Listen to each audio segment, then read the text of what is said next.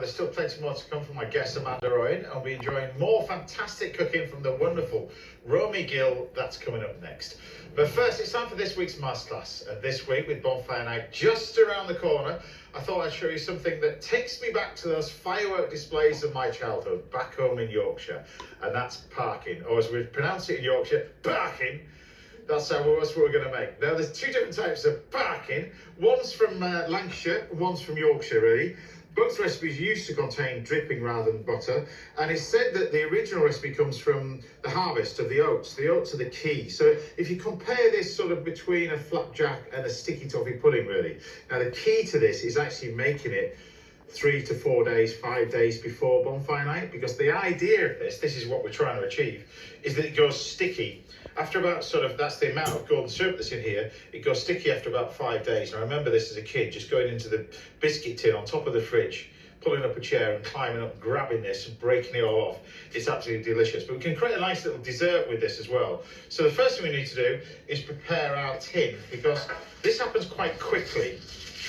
Because the mixture itself is actually not blended, it's just mixed together in a pan. So the first thing we do is just get some butter and just butter the mould, really. And I go into the corners and all around the edges, because the edges really, it helps the paper stick. So cut this appropriately the size, which is about there. Say appropriately, roughly.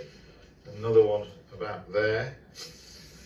And then you can crisscross the paper. So when you get to that, you put the paper into there, that way, and then another one, paper into there. Just makes it lifting out a lot easier. It's not going to stick to the sides anyway, but it just makes lifting out a lot simpler. So once you got to that stage, 150 degrees of the oven, so quite a low oven for this one, and then we can start to actually make the mixture. So for this, I've got all the ingredients. It's really simple, this. Now, original recipes, like I said, didn't contain butter, they contain dripping, but they wouldn't contain eggs. And the actual flavouring with this would be a lot lighter in terms of the sponge, in terms of the cake. But we got, over the years, we put the addition of these mixed spices over here. So we've got nutmeg, ginger, and mixed spice into there. So the first thing we're going to do is add our butter. I think this is where the idea of this comes from. My granny used to make a dripping cake, which was very similar, to be honest with this. You'd melt the dripping in the pan and everything would be done in a pan. So no need for any machines for this one. It's all done in this pan. So just soften this down. While that's happening, we can add our golden syrup to this. Ow! This is where you get this amazing stickiness from it, like that. Now I'm going to serve this with rhubarb as well, because I think you've obviously got quite a lot of sugar in here with the golden syrup and the black treacle. You want that sort of sharpness with it. That's where the rhubarb goes really well. I've still got this growing in the garden. I actually planted the rhubarb when I first came to this house, nearly 20 years ago. So the rhubarb's been going that long. So mix this all together like that. We can then take it off the heat. We don't want to cook it anymore, because if you cook it anymore, it's going to start to cook out the flour and everything else. So into this mixture now, we can add our milk. It's going to go in. We go with the sugar. You can see there's quite a lot of sugar, not just the syrup. You've got sugar going in there as well. Mix that all up. Then we can start to add our egg. This is important where you take it off the heat for this one. Otherwise you end up with the cooked egg inside. In we go with the spices. Like I said, just to recap, we've got nutmeg, we've got ginger, we've got mixed spice. Ginger's the predominant one, really, I suppose, with this one. But mix that all together. And then you throw in the flour. And then we throw in the oats. This is where the recipe originates from. Those amazing oats. And we just mix this all together. So I always remember my gran used to make this, usually the week before Bonfire Night. And it was just so traditional. It would just sit in the tin. She'd almost put it so high up that you couldn't touch it, until Bonfire Night used to come and then lower the height of the tin down so we could actually reach it. But you just mix this all together like that. It smells amazing. Then you just grab your tin and pour the mixture straight on. You can see the mixture's quite liquid. This will cause it to go sticky as well, but that's the sort of texture that you want, like that. So once we got to that stage, pop it in the oven, little taste. That goes in there for 1 hour, 150 degrees, just straight in there. Now I'm actually going to serve this with some rhubarb, and I'm going to do a nice little syrup at the same time. So let's get on and do our rhubarb this. Got some amazing rhubarb here. You can cut this however you want it. I think the key to rhubarb is that you need just enough amount of sugar to make it sort of sweetish, but not too much, because the whole point about rhubarb is you want that sort of sharpness with it as well. So take your rhubarb like that. And whether you do this in a crumble, I often think the best way to do a rhubarb crumble is just chop it up, mix together with sugar and butter, and then simply just cook it with the crumble mixture on. Don't pre-cook it. Too many chefs nowadays end up sort of deconstructing stuff. I hate that word. But putting it all back together and making it taste not like what it should do in the first place. But we've got our batons of rhubarb, like that. And then I'm going to use a similar sort of flavouring to what we've got for this nice little bit of syrup that's going to go with our Parkin. But we're going to chop up our rhubarb like that. And it's in front of me now. So we've got some cider. A little bit of cider. Again, that's going to go into our pan. Going to pop our rhubarb in. That's going to go there, together with some syrup. I'm going to cook that just gently. That's going to take about sort of 5 minutes to cook down, something like that. You can add a little bit more of this spice that we got. And in here I've got a mixture of the same sort of spice that we use, but I'm going to use most of it for this little syrup that's going to go with it. So the syrup, that's it, just keep the rhubarb cooking away. Over here, get this pan on. This is what we're going to use to sort of soak into this. So this is kind of a bit of a sugar rush, is this dessert. But you take some golden syrup, like that. So you want roughly equal quantities of golden syrup to cider.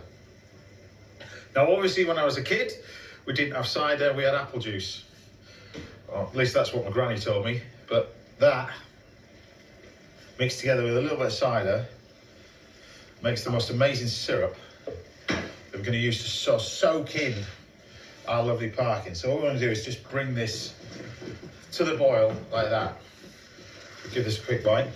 Rhubarb's cooking away nicely, that's softened up. And then this is what we end up with. So this is the one that I cooked just a few hours ago, this one. But you can see the texture of it is lovely. Whether you use it like this or you use it after 3 or 4 days, it gets stickier and stickier. It's really, really nice.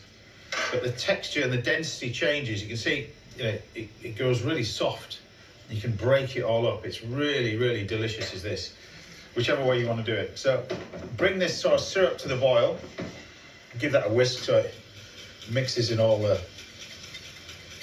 sugars and everything. Like that. And whether you do this is cider or apple juice, it's really good. But you've got your nice little bit of rhubarb, which I'll just check this. And it's cooked like that, it's softened up already. You don't have to, people think rhubarb just takes ages and ages and ages. It doesn't at all.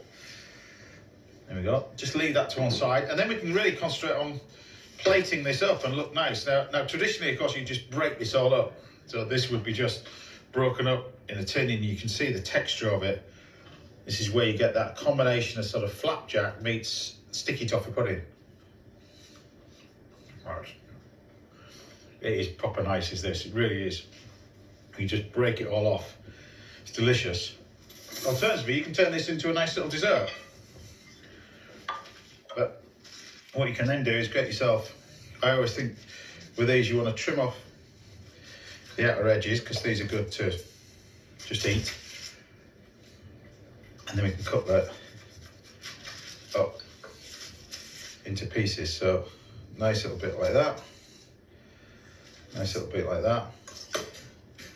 And then pop this on the plate. Really simple. And then you've got the syrup. So this is this gorgeous little syrup that you can sort of pour on it as well. Just soaks it all in. It just offers a nice little sauce. But you see, this is where you get that sort of combination of, I suppose, flapjack meets sticky toffee pudding sort of thing. And it's a recipe that's been around for years and years and years. I don't know why chefs don't do it so much really, I suppose, but it is wonderful. You've got your lovely little bit of rhubarb, which is soft. And you can actually reheat this Parkin as well. You can actually just serve it warm which is delicious. It microwaves really, really well. So just get another little bit of rhubarb on top. Another bit. But with that syrup, it really is wonderful. Sits on there. And then I'm going to do this with a little bit of ice cream. So I love the idea of rhubarb and custard. And you know, you get the idea of rhubarb, Parkin and custard. So just a nice little bit of vanilla ice cream that you can pop with it. Just get myself some hot water. Like that. And then serve this with it. And it actually, funny enough, it freezes really well. Not that you'd want to freeze it, but it will actually last for about a week. Just in a container, not in the fridge. But it is just delicious as this. So there we have it. You've got a classic pudding made out of classic cake served at Bonfire Night. Remember, if you're serving it, pronounce it properly. Parkin! Ow! There you have it. Now, this is how you learn about little mascots. So do get in touch with me, see if you can have that right here on the show.